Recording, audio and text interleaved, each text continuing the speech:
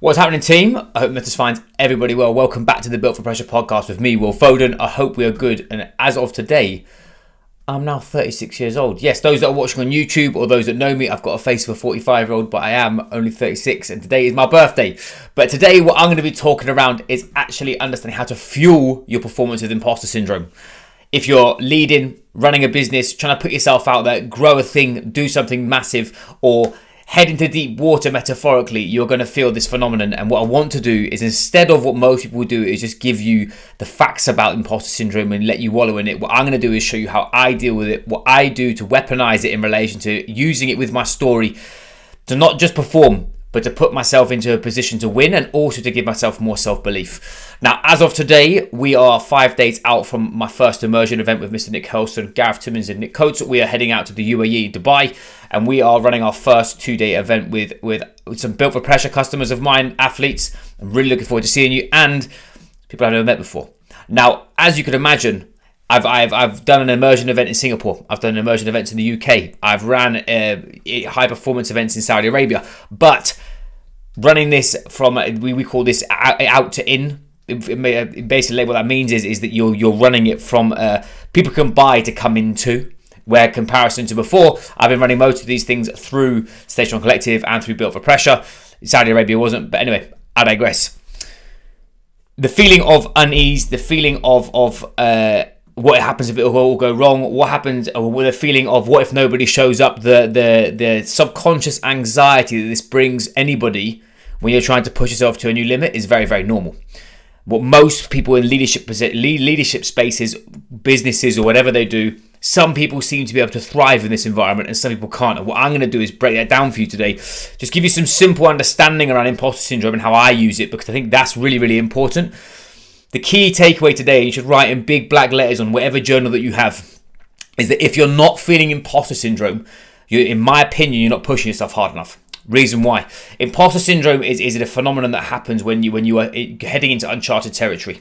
When you are pushing yourself to a new limit, you're trying to find your next evolution, you're trying to do something that you haven't done before, or you're unsure that you are capable of doing, but you have it within your grasp. That subconscious feeling of your mind trying to hold you back, protect you, or make you feel that we've got 6 frameworks that you'll find within this. That is very, very normal. You'll then start realizing that actually this mindset, or your tripwires, we use them for from a metaphoric standpoint, are very, very normal. And what I'm going to do today is expose them, normalize them, and give you some hot take on them. So just to understand, there's 6 key frameworks when it comes down to imposter syndrome. You've got the first piece of the puzzle, which is about you.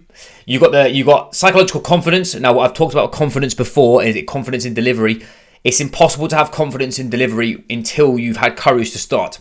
What most people do at the moment is they're sat on the fence of starting, and that is the biggest issue when it comes down to any form of growth, any form of evolution, any form of performance, is you're sat there waiting to make it happen.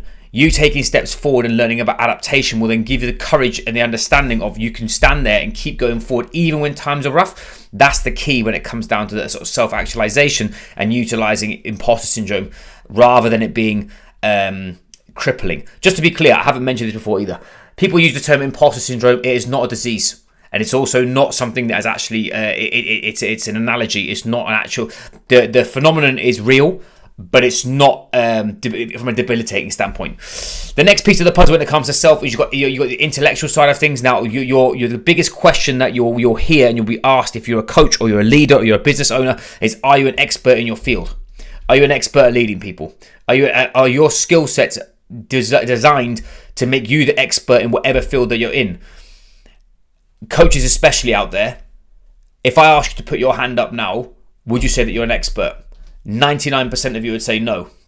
Why? Because most of you are comparing to other people. Most of you, if you're in the health and performance space, we'll talk about strength conditioning. If you talked about strength conditioning, you're comparing yourself to Dan Paff or Louis Simmons, or if you're doing fat loss, you're talking about Lane Norton. You're comparing against these big names in the industry. That's why you feel like a minnow in a small pond. But actually, is that the truth? That's something that I always say to coaches is you have to be an expert in your field to be able to deliver results to other people. So I am an expert in human performance. I've been doing this for 17 years. Does that make me the best out there or the most qualified? Absolutely not. What it does do, though, is people that I work with, people that I work alongside, and also people that I want to help inspire and give them the keys back to their metaphoric car. I'm an expert in helping them take more action on a repeated basis to perform better.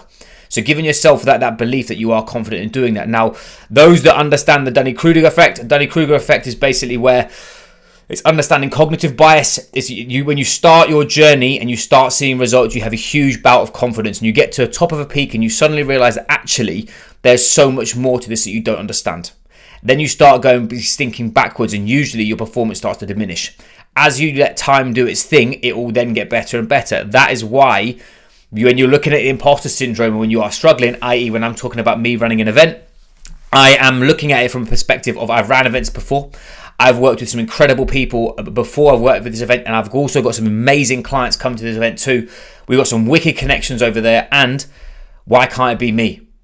Why can't it be us? Why can't it be my team that has an amazing experience and dominate? Because I've done it before. Now you see what I mean. Is when it comes down to the imposter syndrome, it's very obvious for me to destroy myself and say that I'm not good enough, we're not worthy of it, etc. Or the other way of doing it, which is I've looked at previous experiences and I'm going into this full tilt with all the effort I possibly can give her, with everything that I've got, alongside people that I know, like, and trust, and I know are going to deliver for me. That means, will it be the best event ever? It is going to be a fucking amazing event. But is there going to be opportunity to grow? Absolutely, because I never believe the work's done. You see what? So suddenly imposter syndrome then has gone from being a crippling manifestation within my mind to actually the feeling of unease and uncertainty is the bit that scares me. That's the bit that's fueling me right now.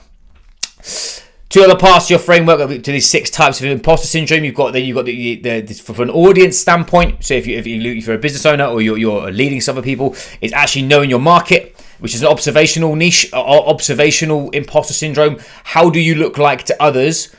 And are you questioning how you look like to others? This is where you talk about being authentic. This is where you talk about being a real human. This is where you talk about being vulnerable. This is where you talk about not the mission, the issue that we have with fucking social media platforms at the moment is everyone's putting on highlight reels and they're following trends and they're looking for algorithms and they're how to keep people's attention. I'm going to tell you something right now. We're 8 minutes into this podcast. And I massively appreciate your time and I appreciate you being part of my journey. And I would love to connect with you on a one-on-one basis because you give a shit about your performance. If you check this on Instagram and you flick past it because you're looking for a hot chick, you're looking for some weird secret weapon hack, or you're just bored shitless and you've got nothing else better to do, my podcast and my services aren't for you. Because I believe connection over consumption is absolutely fucking everything. So my niche, I'll shorten my niche to the 1% of people on purpose. And it took me a very, very long time to accept that. I come from a place where when I was a kid, I wanted to fit in. When I was a kid, I wanted to be everyone else. I wanted to be everyone else's best friend or have everything what everyone else had rather than what I did. This weekend, I got to travel. I got to go up a mountain with my kid. And the second day, I had some of my best friends come to my house, go up a mountain with my family and my friends, sit on the top of basically a mountain with a sausage roll and a cup of soup and the wind blazing a gale and my kid crawling on all fours at 500 meters of altitude. I couldn't ask for anything more, apart from obviously members of my family there. My point, I'm so happy with where I am right now, and the people that I work with, the pins that I align myself with, the connections that I have go deep, and that's the whole point of what this journey is. And if you haven't got deep connections in whatever you're doing, that's when you're going to struggle from a niche standpoint or from a marketing standpoint, because then it also bleeds into your communication skills. Now, look, this is a social part of imposter syndrome. The social part is actually how you communicate your mission. How do you communicate with other people? How do you lead others with buying and influence? How do you actually push people to do the things that they need to do to get the results they're asking for? How do you lead a team from a place of pull motivation rather than push motivation? Those are all mechanisms that need to be understood. If you don't understand them, this is going to massively creep into your process from an imposter syndrome point, because then it comes down to 2 other pieces of the puzzle, which we've got financial resources, which are, have you got enough cash to do the thing that you're asking for?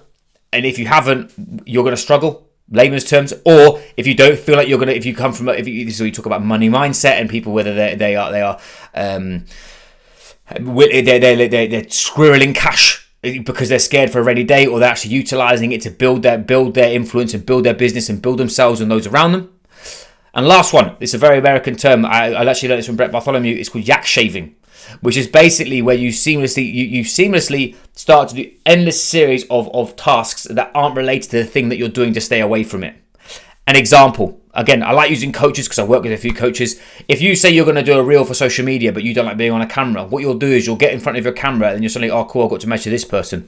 You'll then measure this person and you go, hang on a minute. Well, what I need to actually do is go into their program. Go into their program and go, hang on a minute. Well, I could actually make this program. And then I'm going to build this thing into Canva. And then I'm going to build... By the end of it, you haven't done the fucking thing that you said you're going to do. The axe shaving is basically running away from the actions needed for you to take progress. And it's very, very, very normal for people to actually have that level of it's not incompetence from an aggressive standpoint. It's incompetence in your decision making, because actually what you're doing is the emotional side of your brain, the bit that's actually trying to protect you and keep you safe and keep you in safe water, or water that you swam in before, is going to try everything it possibly can to protect you. So, and again, for me, I'm a big Stephen Kotler fan, and no pressure, no diamonds is something that I have written everywhere, because I relish pressure. I love pressure. Why? Because it pushes me to take action and forcefully makes me do it faster than I have to. Because if you can learn to move at a faster frequency and stabilize at that position, you're going to be able to operate at a higher level. That there for me is growth. Growth doesn't. People associate growth with just money. An example, I keep bringing it back to this immersion, so I'm going down a bit of a rabbit hole here. But from an immersion standpoint, the whole point of this is to bring a whole new dynamic to what high performance means. There is a bigger mission at play that for me with the immersion than there is when it comes down to what other people think it needs to be, whether it just needs to be a training session or it needs to be whatever it needs to be. When it comes down to what the immersion is, I wrote this out. This is the beginning of one of the presentations, and something that I'll share with you because I think it's really, really prevalent. Forgive me, I'm trying to read this off a slide, so if I'm fluent dyslexic, so I can't read, but I'll give it a bash. The difference that makes a difference for those seeking to go from good to great isn't more information. It's becoming an active participant in what it takes to operate and regulate yourself in times that matter through high performance principles to understand and embody them when needed. To find your edge, you must first understand how to play the game of elite performance, not through sheer will and determination, but through understanding regulation, exploration, and participation. Only then you will find out what you're truly capable of. That, Will Foden mic drop right there, is exactly what the immersion's there for.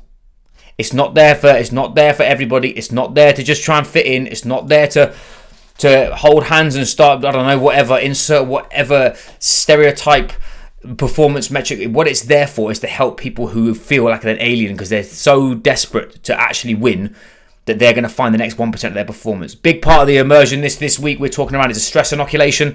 Some of that I've spent months and months developing in relation to not just my knowledge but my application of how to give people back the keys to their car from a central nervous system management, a stress management standpoint, and how to actually regulate themselves real time when under pressure. None of this wushu bollocks that people are coming up with of manifestation and this kind of rubbish. This is real time. What's your body doing? What's your mind doing? How to intercept it and how to move forward. That's what we're going to be doing on the immersion. My point being, I'm so decisive on that. It's imperative. But there's certain things I need to get done that matter. So I've got on my task list right now. The piece of the puzzle that I feel that you can take away from this, and what I want you to do is, if you can, get a piece of paper or you can take some notes on this. There's three sides of the coin when it comes down to actually breaking this cycle, because imposter syndrome an imposter phenomenon will keep happening to you as you start to grow. The more that you personally grow, the more professional evolution you have, the more this will happen to start with, because you've never been there before. If you've never been there before, or you're heading into uncharted territory, shake hands with it. It's a privilege. Because I got told this the other day, it's like you have the opportunities for you to grow and to go as far as you can. Because if you don't grow that far, you only sink back to where you are right now, which is the same place that it's an oxymoron. It's zero movement, which isn't a bad thing if you're doing okay. If you're not doing okay, it gives you another opportunity. Win-win. So there's three pieces of the puzzle. What I want you to do is first assess where you're at. Okay, so whatever decision or whatever thing is giving you this imposter syndrome or giving you this feeling of unease with yourself and that your self-belief is wavering, I want you to look into your story and see where you've actually done something positive. I'll put this from a physical standpoint. For me, if I had imposter syndrome, an example, when I was doing the ultra marathon, I never ran that 110k before up a mountain. I looked back and said, I actually went into an Ironman, was coming in at 12 hours, didn't, because I had my lung collapse in the marathon and I still finished. So I know full well that physically I've got a lot in the locker. I then understand what triggers they are. So again, let's look at it from a leadership standpoint. If you've got a big presentation and you need to understand your triggers are emotional triggers. Triggers are the thing that set your state. Your state as a person, whether your growth mind, you're looking from a growth mindset standpoint, or you're looking from how you're pushing yourself. What it does is you want to see what's actually caused this imposter syndrome. Whether it's your feeling of inadequacy, whether it's that your perfectionist mentality of everything has to be perfect, because actually that's just a mechanism of you hiding from the actual decision making. Whether you feel that you have to be an expert and you can't put things into the world because you feel that you're going to be called a fraud. And what I want you to do is actually then reframe it.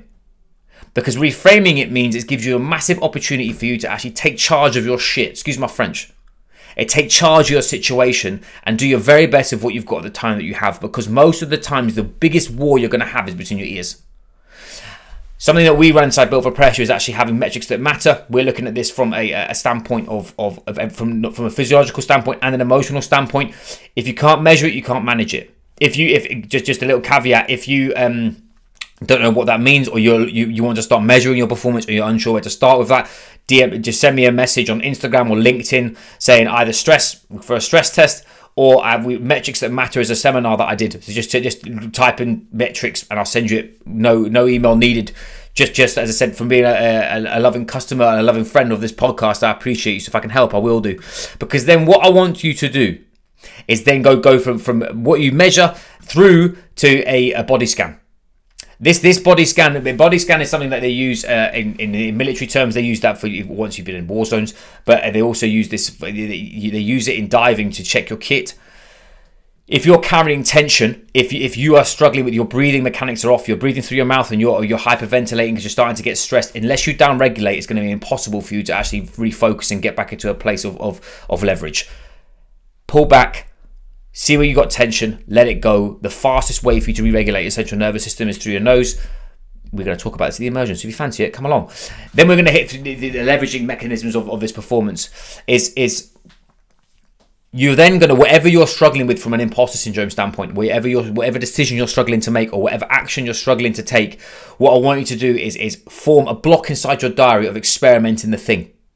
An example for me, I'm about to present this brand new stress inoculation workshop to some people, half of them I don't know. I'm not just going to go in there blind. I've read those slides 100 times at home. It's very different in person, but if I know them from at home, I'm then going to have exposure. I can then measure how well I'm going. I can then regulate myself real time and then use different processes to help me perform, etc., etc.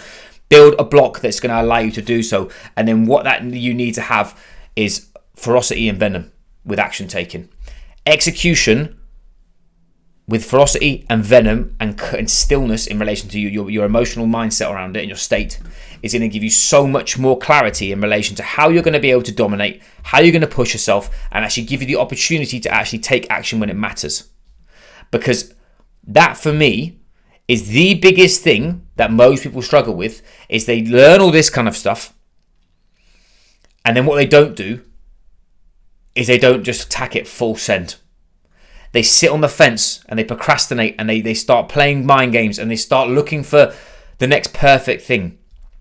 I'm going to tell you a really good little phrase that I want you to take, and it's very, very scientific. Fuck perfectionism. Because if you're still stood there waiting for this perfect moment, waiting to make things happen, waiting to grow this business, waiting to get in shape, blah, blah, blah, the only person suffering is you.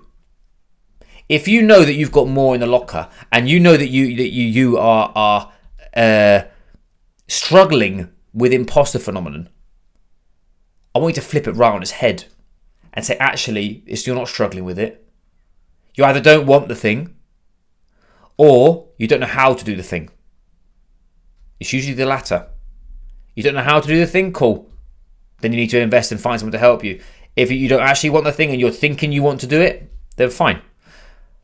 But actually, I'm thinking out loud here. There is a third part of this puzzle, which is probably the thing that you're saying you can't do for whatever reason. That's you just playing mind games with yourself. That's what imposter phenomenon is. I am fully aware that I'm about to head into a country that I've never been before, with half the people going there I've never met before, in gyms that I've never worked with, in a hotel which looks absolutely banging but I've never been in either. And Am I telling you that I'm doing this from a perfect scenario? Absolutely not. We have bootstrapped this from nothing. I'm putting myself out there for two reasons. One, I know I can fucking do it because other people can do it. But two, I want to inspire other people on this podcast to dream big and attack something massive. Stop sitting there and playing games with small peripheral goals that don't actually excite you. Fuck that. You're not here long enough. We could go down this massive rabbit hole about life and the universe, which I'm not going to because it gets a bit emotional. But my point being is you haven't got long. Either commit to 2025 and absolutely go full bore into it and attack it as hard as you can with direction and venom, or find something else. It's not worth the energy. So that's the reason why what we have done for the immersion and what I'm doing long term with Built for Pressure podcast. We've got some wicked guests lined up that are going to be bringing in some more frameworks and more understanding around you, how you perform, how to create more impact, more freedom, and ultimately more revenue without sacrificing yourself or your performance in the process. That's exactly what Built for Pressure does. So anyway, I digress. Told you, we're a week out. Less than a week now. Not gonna lie. We're going to actually get after it. So anyway, I digress. If you're in the UAE or you know people that are in the UAE, you'd like to be part of the immersion, do DM me at Will Foden on Instagram or LinkedIn.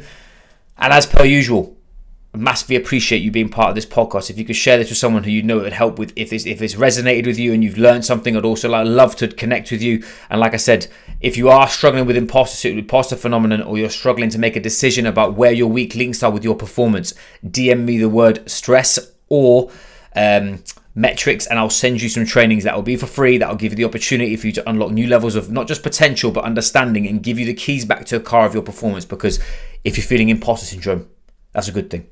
Anyway, I digress. Have a good afternoon, guys. Catch you later.